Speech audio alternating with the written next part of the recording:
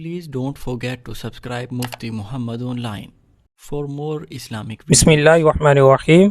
سامعین، سوال یہ ہے کہ رمضان المبارک کے آخری عشرے میں، لیلۃ القدر کی راتوں میں، شب قدر کی طاق راتوں میں کسی عورت کے مخصوص ایام شروع ہو جائیں، کسی اسلامی بہن کو حیض وغیرہ آنا شروع ہو جائے، تو وہ رمضان المبارک کے آخری عشرے میں لیلۃ القدر کی رات میں کون سی عبادت کر سکتی ہے؟ یعنی مخصوص ایام میں عورت کے لیے کیا کرنا جائز ہے اور کیا کرنا جائز نہیں ہے، کیونکہ اس حوالے سے کافی ہماری اسلامی بہنیں پریشان ہوتی ہیں۔ وہ پورا سال لیلۃ القدر کا انتظار کرتی ہیں، جب یہ رات آتی ہے تو وہ اس عارضے میں مبتلا ہو جاتی ہیں، پھر وہ پریشان ہوتی ہیں۔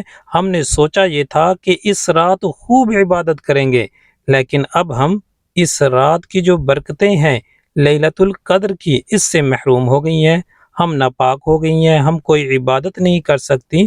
تو ان اپنی تمام اسلامی بہنوں کو یہ میں کہنا چاہتا ہوں کہ آپ یہ اعمال کر کے ماہ رمضان المبارک کی لیلۃ القدر کی جو برکتیں ہیں وہ حاصل کر سکتی ہیں اپنے مخصوص ایام میں۔ سب سے پہلے نمبر پر یہ جاننا ضروری ہے کہ شریعت نے عورت کو ناپاکی کے ایام میں، ناپاکی سے مراد حیض اور نفاس، حیض کہتے ہیں جو عورت کو ہر ماہ بلیڈنگ جاری رہتی ہے چند دنوں تک، اور نفاس جو بچے کی ولادت کے بعد بلیڈنگ جاری رہتی ہے اسے نفاس کہتے ہیں۔ حیض اور نفاس کی حالت میں شریعت نے کون سے امور عورت کو منع کیے ہیں، یعنی کون سے وہ کام ہے شریعت نے حیض اور نفاس والی عورت کو منع کیا ہے؟ وہ چند ایک امور ہیں، جس طرح کہ حیض اور نفاس والی عورت نماز نہیں پڑھ سکتی، اسی طرح حیض اور نفاس والی جو عورت ہے وہ روزہ نہیں رکھ سکتی، یعنی کہ نماز تو اسے معاف ہے لیکن روزہ معاف نہیں ہے۔ جو حیض اور نفاس کے دوران اس کے روزے قضا ہوئے ہیں، جو روزے اس کے چھوٹے ہیں، ان کو کاؤنٹ کرے گی اور بعد میں ان کی قضا کرے گی، یہ قضا لازم ہے۔ تو حیض اور نفاس والی عورت روزہ نہیں رکھے گی۔ نمبر 3 پر قرآن مجید کی تلاوت نہیں کر سکتی، وہ دیکھ کر ہو یا بن دیکھے ہو۔ قرآن مجید کو چھو نہیں سکتی، بیت اللہ کا طواف نہیں کر سکتی، مسجد میں داخل نہیں ہو سکتی۔ حیض اور نفاس والی عورت کے ساتھ جماع، ہم بستری کرنا منع ہے۔ یہ چند ایک امور ہیں جو حیض اور نفاس والی عورت نہیں کر سکتی۔ اس کے علاوہ باقی جتنے بھی اعمال ہیں، یعنی تسبیحات کا پڑھنا، سبحان اللہ، الحمدللہ، اللہ اکبر، کلمہ شریف کا ذکر کرنا، یہ افضل ذکر ہے۔ لا الہ الا اللہ، لا الہ الا اللہ، یہ ذکر بھی کر سکتی ہے۔ اسی طرح اذان کا جواب بھی دے سکتی ہے، اور درود پاک کا کثرت سے پڑھنا، درود پاک بھی پڑھ سکتی ہے۔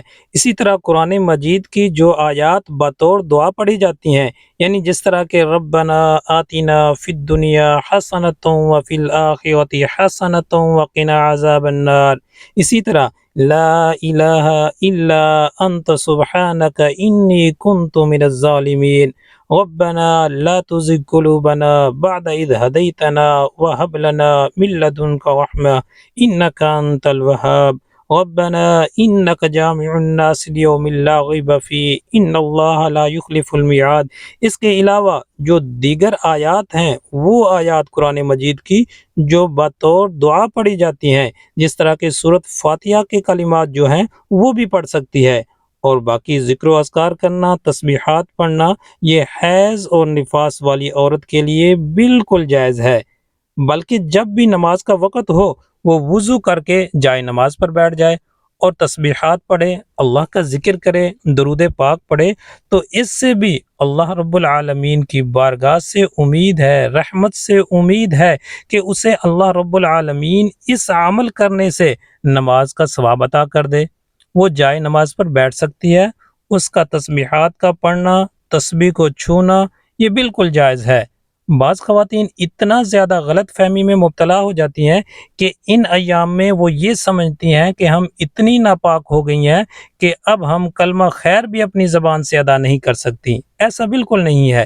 آپ دعا کریں، ذکر و اذکار کریں، تسبیحات پڑھیں، کلمہ شریف کا ذکر کریں، درود پاک پڑھ سکتی ہیں۔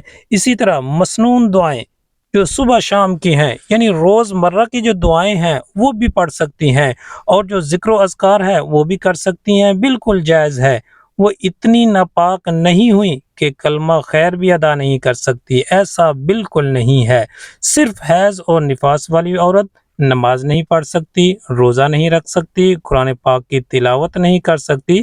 ان کے علاوہ باقی جتنے اعمال ہیں، کلمہ شریف کا پڑھنا، درود پاک کا پڑھنا، ذکر کرنا، سبحان اللہ، الحمدللہ، اللہ اکبر، اسی طرح استغفر اللہ، یہ تمام اعمال ذکر و اذکار کرنا اس کے لیے بالکل جائز ہے، بلکہ مستحب ہے کہ وہ نماز نہیں پڑھ سکتی، قرآن کی تلاوت نہیں کر سکتی، روزہ نہیں رکھ سکتی، وہ یہ اعمال کر کے لیلۃ القدر کی راتوں کی جو برکتیں ہیں وہ سمیٹ سکتی ہے، ماہ رمضان المبارک کی جو رحمتیں ہیں اپنے دامن میں وہ بھر سکتی ہے۔